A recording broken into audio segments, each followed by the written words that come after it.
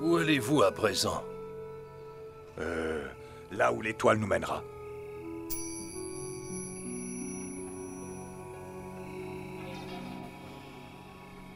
Les écritures sont formelles sur ce point. Vous ferez donc route vers Bethléem. Tu as raison, c'est notre destination. Avez-vous prévu de rendre visite au roi Hérode? Cela m'étonnerait qu'il apprécie de savoir qu'un nouveau roi est sur le point de voir le jour sur les terres d'un royaume qui lui appartient. Ah, ne t'inquiète pas, Malaki, nous serons prudents.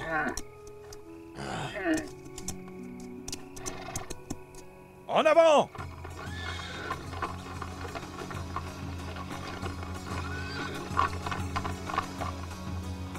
Que Dieu soit avec vous durant votre voyage. Que Dieu vous bénisse, que Dieu soit avec vous. Que l'astre de Dieu éclaire votre chemin.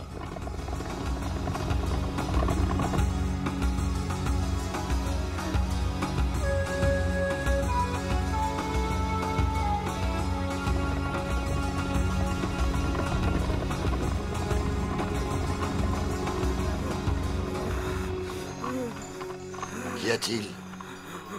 Écoute ça.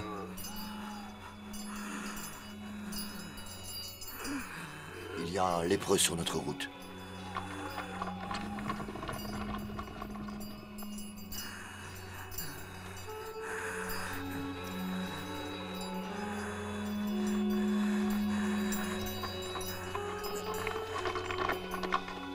Seigneur, ayez pitié d'un pauvre homme malade. Que pouvons-nous faire pour toi? Quel équipage! Jamais auparavant je n'avais vu une telle splendeur. Vous êtes en pleine santé, vous êtes fort, riche et sage. Vous venez de contrées lointaines. Auriez-vous un remède contre le mal qui me ronge de l'intérieur? Nous ne sommes pas médecins, mon ami. Mais vous semblez très riche. Cette richesse-là ne guérit pas. Je vous remercie, Votre Majesté. Tu cherches à guérir de tes souffrances. Nous ne pouvons t'aider. Seul Dieu le peut en nous envoyant un sauveur. Il faut prier, mon fils. Ta voix sera entendue auprès de Dieu.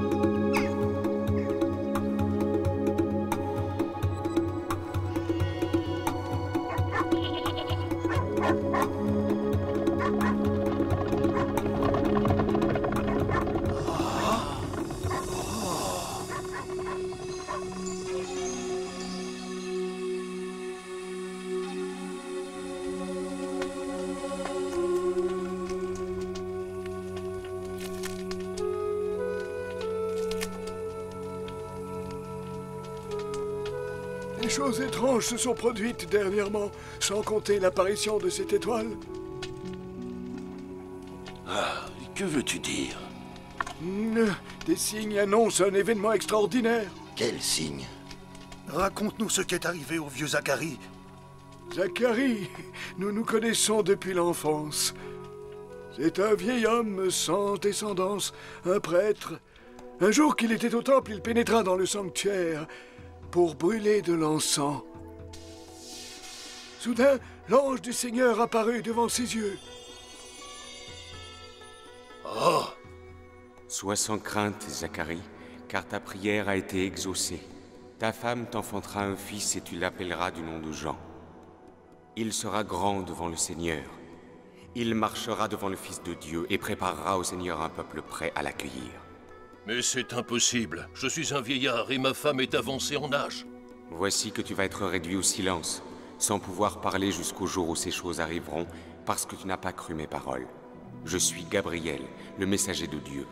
Dehors, le peuple attendait Zacharie et s'étonnait qu'il s'attarde dans le temple. Quand il sortit, il voulut raconter ce qui lui était arrivé, mais ce fut impossible, il était devenu muet. Alors il comprit qu'il aurait dû avoir la foi. Quelque temps après, sa femme Élisabeth mit au monde un fils. C'est un signe, bénissons Dieu pour ce fils. Ce n'est pas tout, mes amis. Il advint le 8e jour que Zacharie et sa famille vinrent au temple pour faire circoncire l'enfant conformément à la loi. Quel sera le nom de cet enfant? Il sera appelé Zacharie du nom de son père. Non. Quel nom souhaites-tu donc lui faire porter? Jean. Il n'y a personne dans notre famille qui porte ce nom. Zacharie, tu es le père du bébé. Comment désires-tu appeler ton fils unique?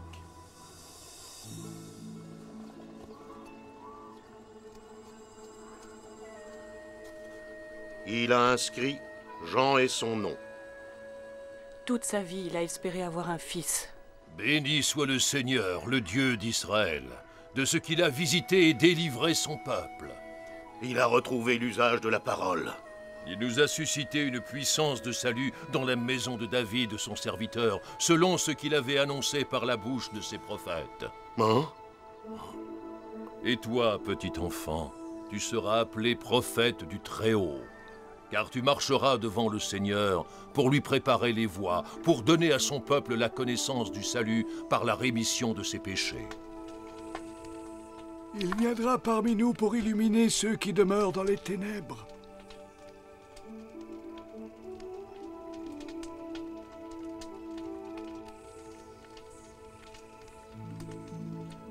Zacharie a dit pour illuminer ceux qui demeurent dans les ténèbres? Oui, ce sont exactement ces paroles. Voilà l'explication. L'étoile annonce la fin des ténèbres de la nuit et la lumière d'un jour nouveau qui se lève.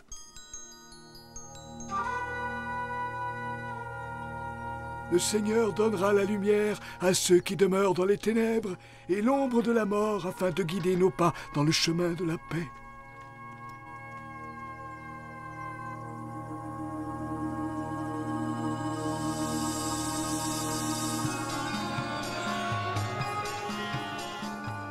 J'ai mis l'ordonnance par écrit pour ceux qui sont arrivés ce matin dans la ville. Au nom d'Auguste César, empereur de Rome, un recensement de tout le monde habité a été décrété. Approchez-vous.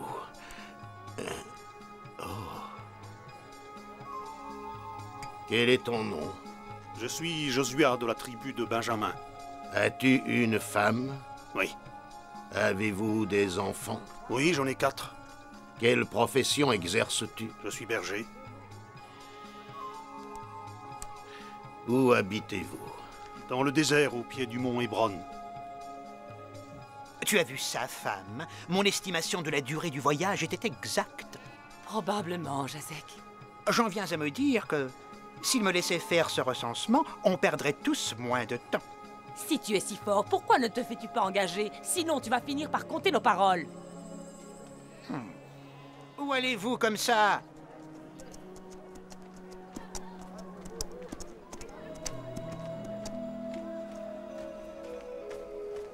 Il m'avait dit qu'on le trouvera ici. Ah, vous voilà, nous voulons vous rendre votre âne.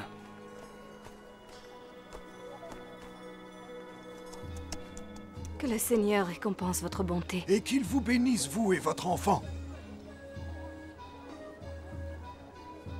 Suivant. À qui le tour? Non. Je m'appelle Joseph et je viens de Nazareth. Quel bien possèdes-tu? Des moutons, des vaches, des ânes? Des champs? Je suis charpentier, je ne possède qu'un magasin.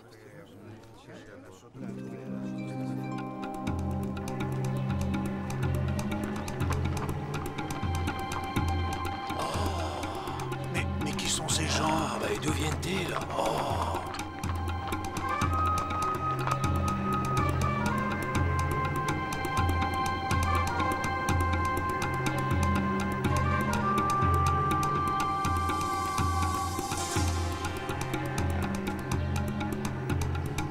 En avant, on y va! Non. Oh.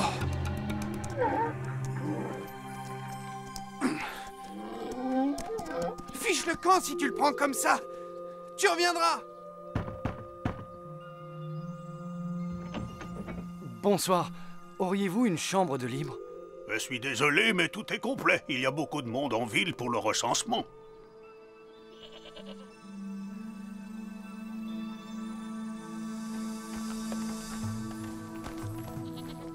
Vous désirez quelque chose? Nous voudrions nous reposer. Nous venons de Nazareth et nous cherchons un endroit où dormir. Et vous? Je m'appelle Esther, je viens d'Idumée. Mon père est marchand d'épices et je me rends avec lui en Samarie. Désolé, mais tout est complet. Hé, hé, hé! Hé, non! Tiens!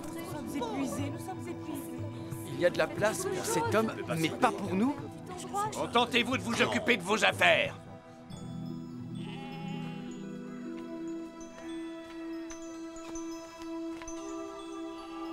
Père! Pourrais-tu essayer de faire entrer cette femme et son mari? Elle est enceinte. Combien de fois dois-je te le dire? Occupe-toi de toi-même, pas des autres, et sois heureuse d'avoir un lit pour la nuit.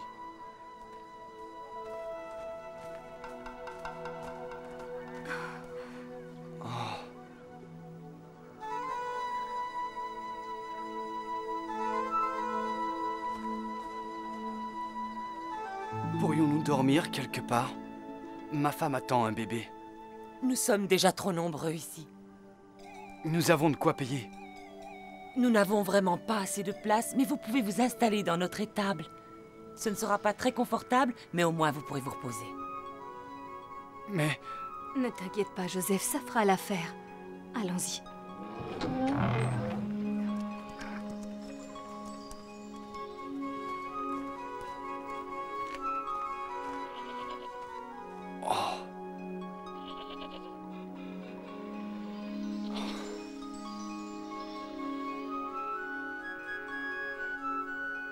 Nous avons enfin trouvé un abri pour la nuit.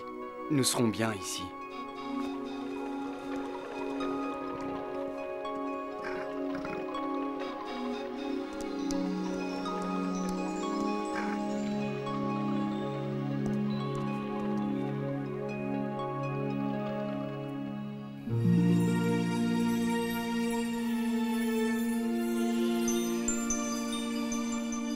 Hakim, aurais-tu aperçu mon âne par hasard?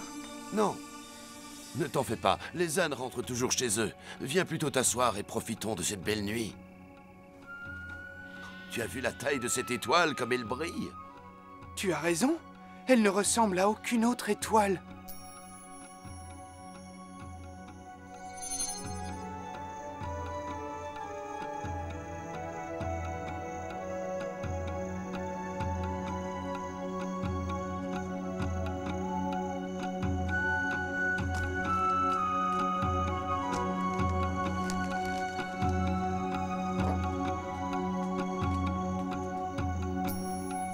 Voilà la fameuse étoile. Il semble avoir suspendu sa course dans le ciel au-dessus de Bethléem. Exactement comme c'est écrit dans les livres des prophètes.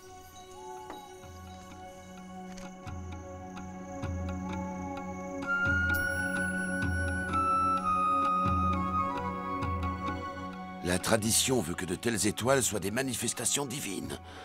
Quelle peut être la signification de celle-ci? Hein?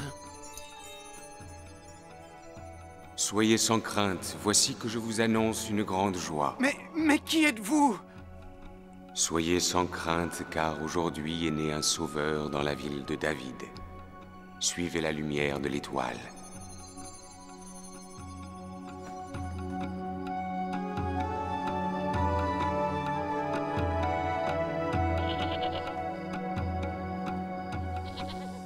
Grand-père, que cherchons-nous? Un sauveur, un cygne. Mais de qui veux-tu parler? D'un nouveau-né couché dans une mangeoire. Il vient accomplir la promesse de Dieu. Nous avons beaucoup marché. Nous devons nous reposer et manger quelque chose. C'est vrai. Mais nous devons continuer notre quête.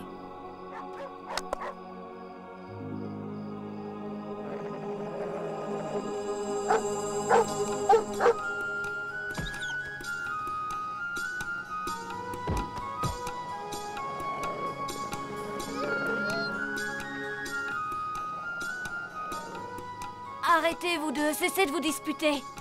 Josiah, observe bien le ciel. Dis-moi ce que tu y vois. Je vois une lumière très intense.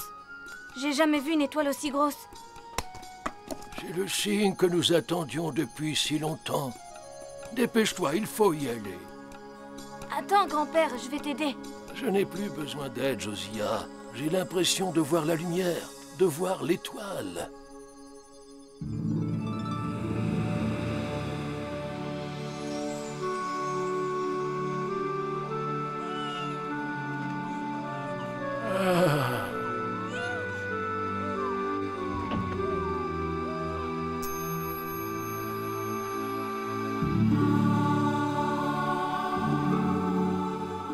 Regarde cette lumière. Allons voir ce qui se passe.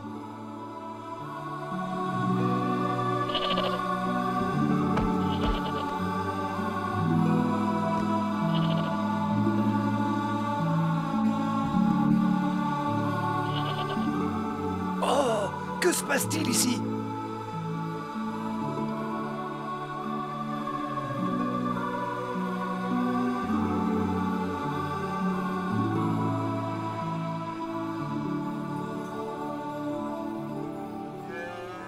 Marie, je vous ai apporté du sel. Merci. Nous allons frotter Jésus avec ce sel.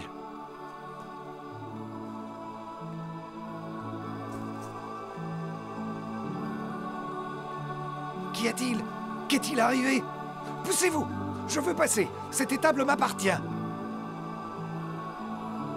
Un enfant est né. Il va prendre froid. Vite! Il faut un vêtement pour le couvrir.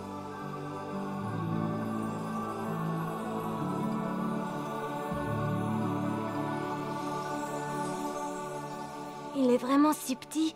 Quel est son nom? Il s'appelle Jésus.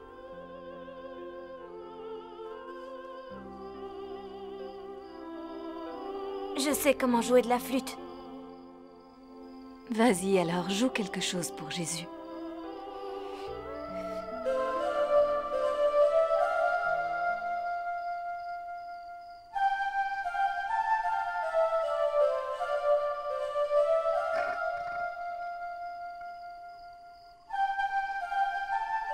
À présent, je peux quitter ce monde en paix et heureux. J'ai vu la rédemption du Seigneur. Gloire à Dieu au plus haut des cieux et sur la terre, paix aux hommes qu'il aime, car ils viendront en paix rendre hommage à cet enfant.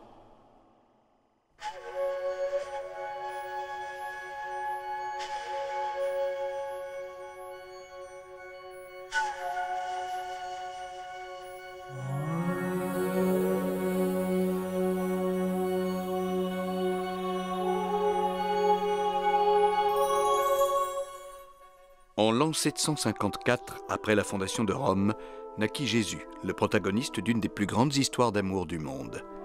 Est-il une légende, un mythe ou une réalité? L'existence de Jésus a été prouvée historiquement. Les historiens ont retrouvé sa trace dans quelques documents grecs et romains. Cependant, l'histoire de sa vie et ses enseignements sont principalement relatés dans les évangiles. Les disciples de Jésus, et plus particulièrement 12 d'entre eux qu'il choisit pour être ses apôtres, quittèrent Jérusalem après sa mort pour répandre l'évangile en Afrique, dans le Nord, en Grèce, à Rome et bien au-delà.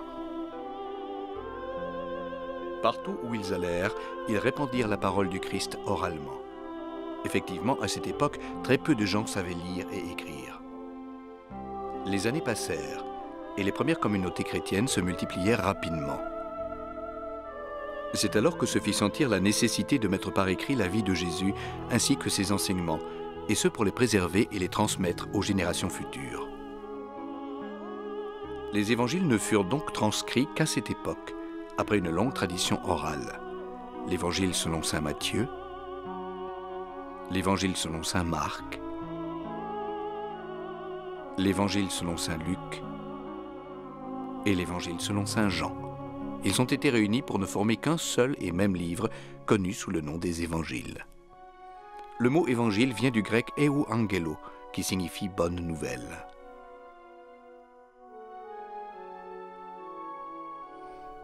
Les évangiles, les actes des apôtres, un récit de la vie quotidienne et de l'expansion des premières communautés chrétiennes, les épîtres de Saint Pierre, Saint Paul, Saint Jean, Saint Jacques, Saint Jude, ainsi que le livre de l'Apocalypse constituent le Nouveau Testament. Les évangiles furent donc rédigés durant le 1er siècle de notre ère, probablement en araméen, la langue parlée par Jésus et ses disciples. Plus tard, ils furent traduits en grec ancien, une langue très répandue à travers l'Empire romain, comme l'anglais de nos jours dans le monde. Au IVe siècle, Saint Jérôme écrivit les évangiles en latin. Dans les siècles qui suivirent, les évangiles furent traduits dans toutes les langues du monde. Mis à part les 4 évangiles que nous avons cités, bien d'autres versions furent rédigées. Elles sont connues sous le nom d'apocryphes.